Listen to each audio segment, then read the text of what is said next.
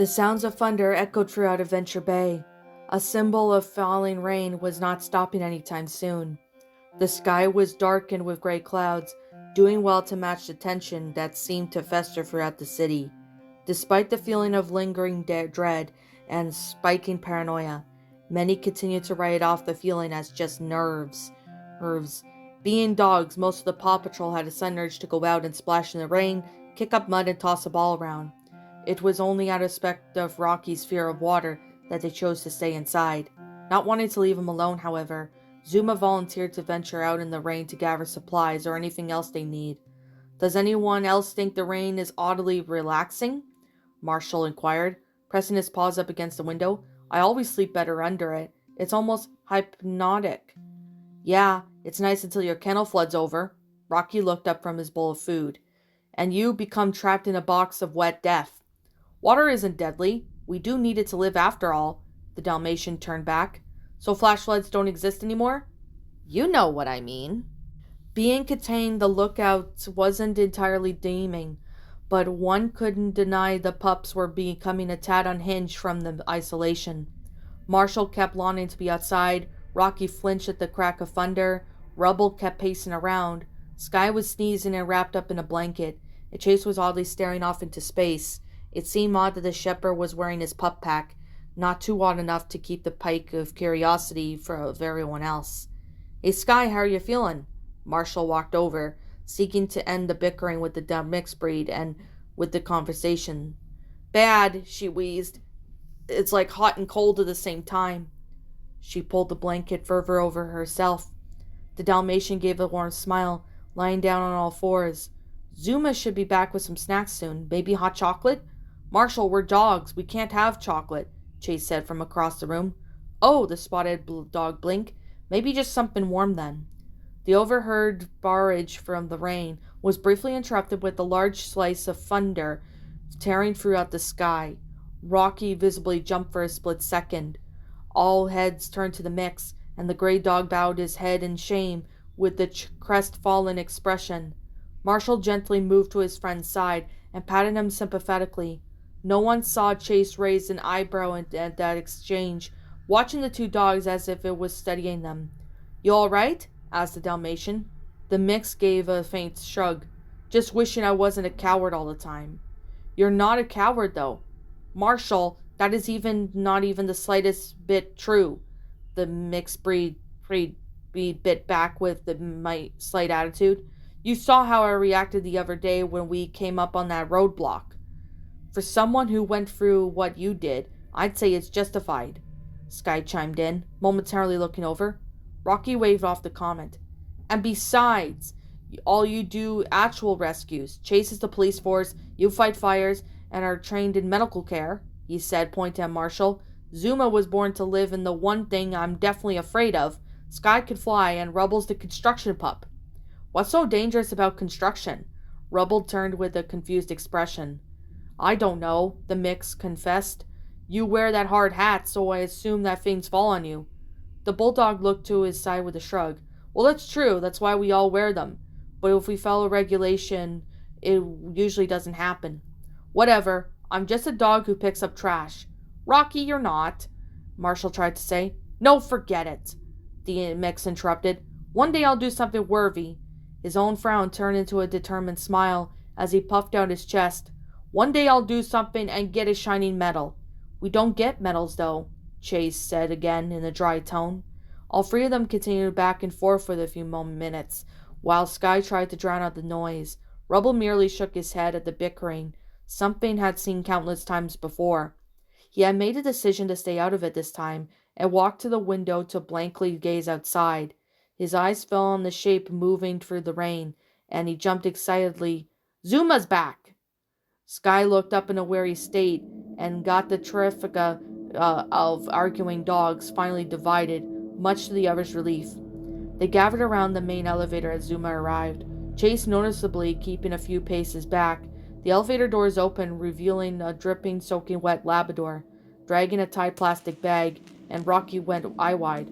"Everyone get back!" Rocky called, immediately withdrawing. "Relax, I already shook myself off." Zuma walked in, laughing nervously. Zuma was infamous for a certain prank he loved pulling on the rest of the team. He soaked himself either from getting out of the water or just leaving a bath, hunt down someone else, and shake the water off with his puppy-sized might.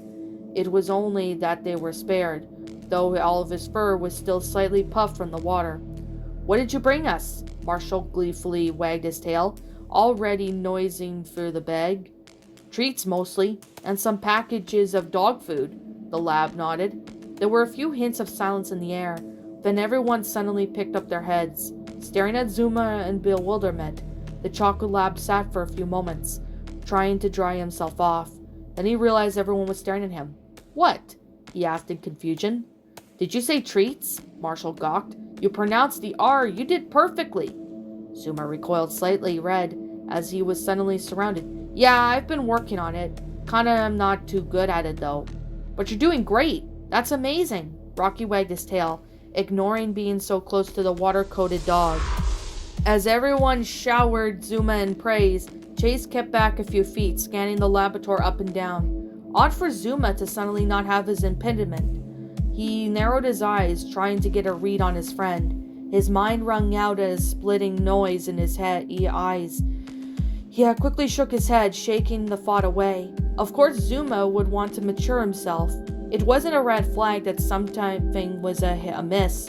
The shepherd had almost cursed himself into thinking such a haunting scenario. But the static in his head wasn't quieting. "I take it the storm wasn't too bad," Marshall said as he quickly sniffed out the treats. "Sounds scary out there." "Well, it wasn't too bad," Zuma shrugged. "Most of the roads are flooded, but I could swim through with ease." Rocky rolled his eyes. "You could swim through anything. That's no surprise." "Was everyone else okay out there?" Chase remembered to ask, tilting his head. "That storm must be hitting them hard." "I stopped by Mr. Porter," the lab explained, as Rocky draped a blanket over him. "Most of his phone lines were dead, and his restaurant had some broken windows." "We'll have to be sure to help them fix everything up," Rocky nodded. "I just wish we could contact Ryder. I hope our call service is fixed up soon." Chase rolled his eyes.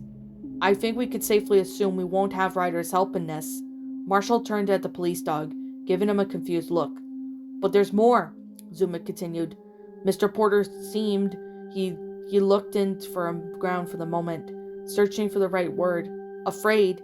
He didn't want to come outside, so I just met him at the door. I thought everything was scared of the rain, but it was something else." Sky and Marshall picked up their heads, going eye-wide and bearing their full attention. Rocky stepped back, fear flooding in his face as he prepared for the worst. The mixed breed had already been through enough, and he wasn't looking forward to another disaster. Rubble merely raised an eyebrow, curious of what Zuma's information. Chase slowly got up and gently circling the group, flicking his gaze around each dog. "He didn't seem to want to tell me at first, but all he said was for me to get home and lock myself in," he said, licking his paw. "But I kept pressing him and he eventually told me. Apparently someone died." The group shot back in alarm. "From the storm?" Rocky cried. "No, it's from something different."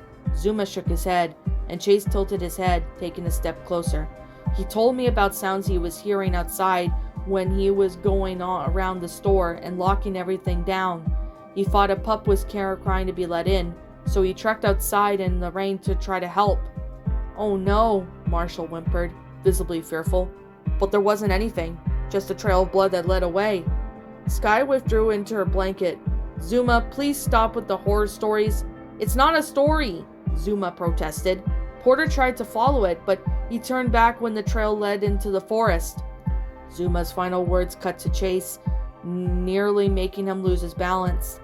The voices of others quickly died away as Chase felt sick, having to turn his head away in case he started vomiting. Horror spewed over him as his mind flashed image after image, screaming noise after noise. It was in the forest, Zuma had said, that his supposed blood trail had vanished into. Such a location was not far from Chase's secret weapon bunker, putting his possible murder close to the Paw Patrol than he liked to imagine. None of the others knew the Vurox miles. None of his friends were aware of the horrible danger. For the killer to disappear in close range of the lookout could only mean one thing. "Please, no," Chase slightly pleaded, too low for anyone to hear. There were more ways he tried to reason with himself. The louder in his head screeched out in static. He couldn't wait any longer. He had to be sure right here and right now. If things went south, he was still carrying his concealed weapon in his pup pack, and he needed to take control of the situation.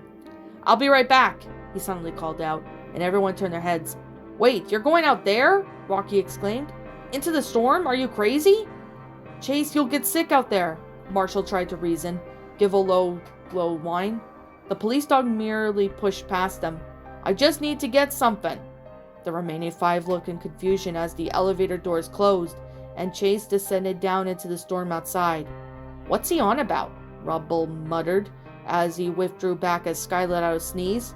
"Not sure," Marshall shrugged, "but she's been on edge since that mission of ours that got interrupted." Rocky hung his head at that statement, and a tired expression on his face. "Please do not remind me of that experience."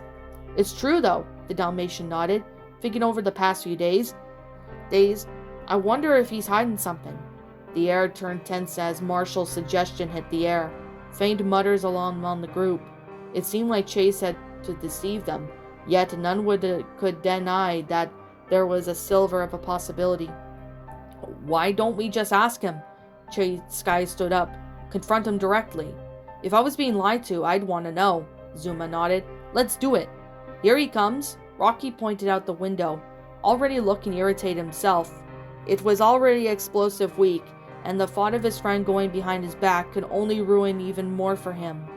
All the heads turned as Chase emerged from the elevator doors, soaking wet and carrying a small bag. "Chase," Rocky began, although took a step back from the puddles the shepherd was causing. "Can we ask you something?" "Not yet," the police dog denied, then sat down the bag. "Well, it's just..." Marshall looked at the floor. "You haven't really been around lately, and why are you wearing your pup pack?" The shepherd merely shrugged off the question. "No reason." He began nosing through the bag, revealing a small handheld device. "Hey, I need you guys to do something for me." "What's that?" Zuma squinted at the small device. Chase picked up the device in his mouth and looked out to his friends. "I promise this will be quick and easy. I just need your blood." Silence. Chase stood there awkwardly as all 5 dogs recoiled in shock from Marshall's mouth agape. The shepherd gave a small sigh, knowing this wouldn't be easy, but it was all for the greater good. All he needed was a solid proof that nothing was hiding inside them. Maybe the static screaming in his head would finally clear away. A solid few seconds went from before someone spoke up. "You want our what?" Sky questioned, dumbfounded look on her face. "Why the hell would you want us to bleed?" Rocky stepped back further. Both Marshall and Zuma barked questions on their own, but they spoke at the same time as their words overlapped. Rubble was frozen in shock, flicking his eyes around, trying not to understand the situation. Chase tried to answer at them one at a time, but could barely get a word out before the uproar began. "What the hell is wrong with you?" Rocky barked again, ears flattened. "Rocky, wait!" Chase tried to control the situation. "You vanish for hours at a time and come back with this?" Zuma bristled, his fur began to spike. "Why would you even say that?" As he peddled with more questions, Chase was growing increasingly stressed, and the hostility of his own was beginning to flare. His ears flattened down as he nearly bared his teeth.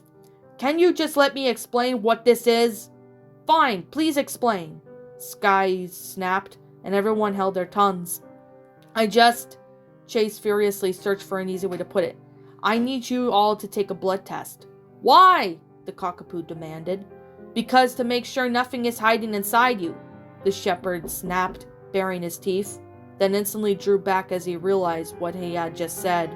The situation had not been made any easier than just then. Expressions of horror spread among his friends. "Why the fuck would something be inside us?" Sky snarled. "Are you out of your mind?"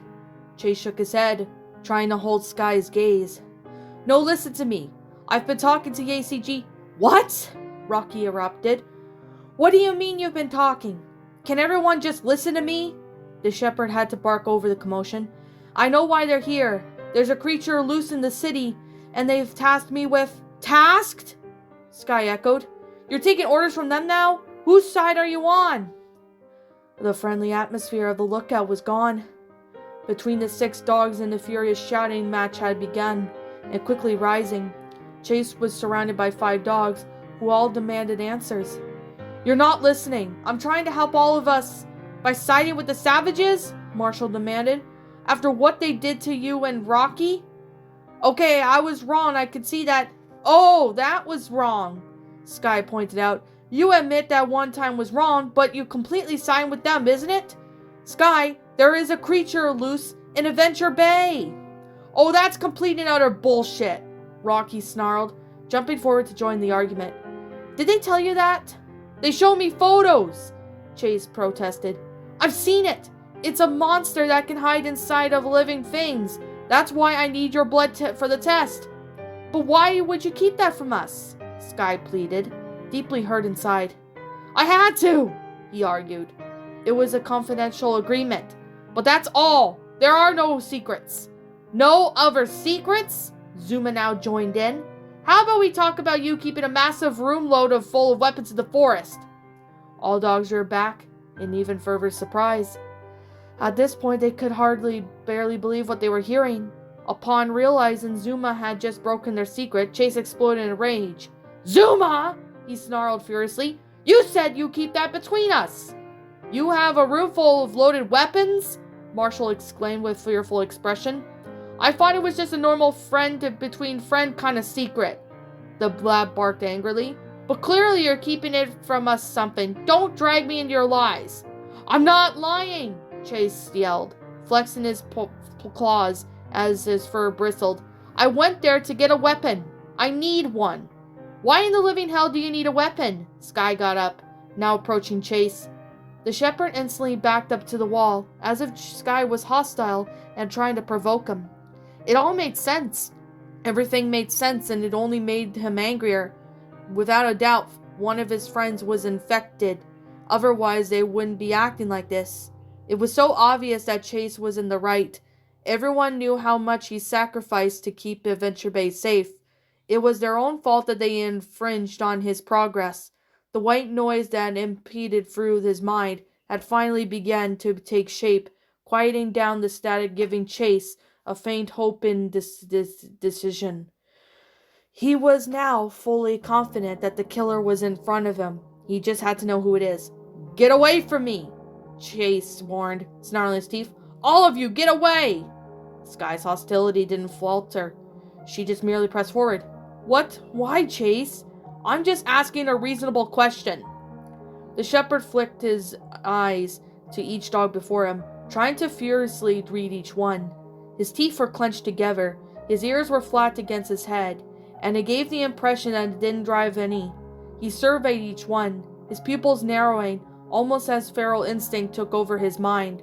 Marshall's horrified expression, Rocky's defensive stance, Zuma's angered expression, Rubble's look of concern, and Sky, whom he knew was challenging him.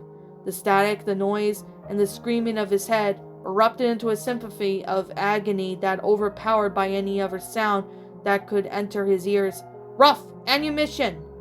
Chase barked in command, and the mechanical arm shot out of his pup pack, carrying the small, semi-auto pistol.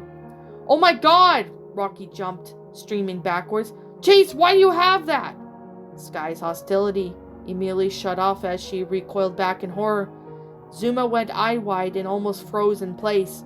Rocky instinctively jumped in front of Marshall. "Chase, have you lost it?" "Which one?" Chase snarled, now aiming the gun around. "I know it's one of you." Marshall fell to the floor and covered his face, already beginning to cry.